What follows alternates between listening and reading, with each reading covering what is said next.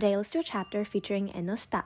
So as children, you spot Ennoshita creeping around the park. You call out to him, and he says, "You surprised me. Don't scare me like that." You ask him why he specifically stopped by the park, and he says, "Nothing. I didn't specifically stop by. It's nothing, really." You can obviously tell he's lying, so you start to tear up a little, and he says, "Geez, making that face is cheating. I get it, so don't cry. Keep this a secret, okay?" He says, "Look, I found an abandoned kitty yesterday. My family's allergic, so I couldn't bring it home." You tell him you're willing to take care of it until you find it a forever home, and he says, "Really?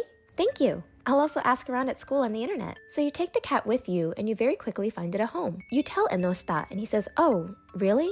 So quick? I see. That's good. I'm glad you found an owner so quickly. I hope it lives a happy life. I'm really glad." You ask him if he's not happy, and he says, I am, but it's just a little lonely." You tell him he's always been such a crybaby, and he laughs and says, "I could say the same about you." You hold his hand as you both cry, and he says, "Thank you." So you're older now, and you're sitting at the same park on the swings. Someone approaches you, saying, "What are you doing?" Ennoshita says, "You used to ride on those swings really often. You really do love them. This park really is nostalgic. We used to play here a lot, and there was a time I picked up that stray cat." You're surprised he remembers that, and he says, "Of course I do. After we said goodbye to the cat, you cried so much your mom and I had such a hard time." You remind him that he was crying too, and he says, "Was I?" You accuse him of making a fool of you, and he says, "No. In fact, that's when never mind."